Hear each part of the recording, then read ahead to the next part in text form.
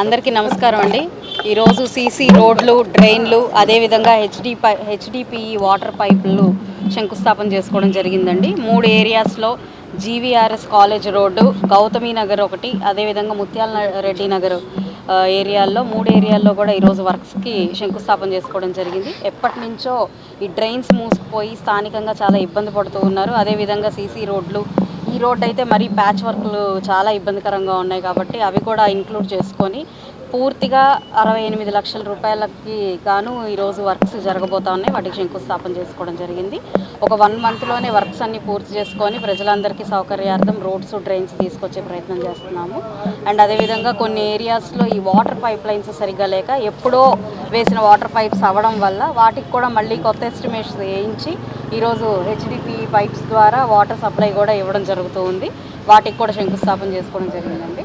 And అందరికీ కూడా సౌకర్యార్థం చాలా తొందరగా ఈ వర్క్స్ అన్ని పూర్తి చేసుకొని అందుబాటులోకి తీసుకొస్తామని చెప్తున్నాం.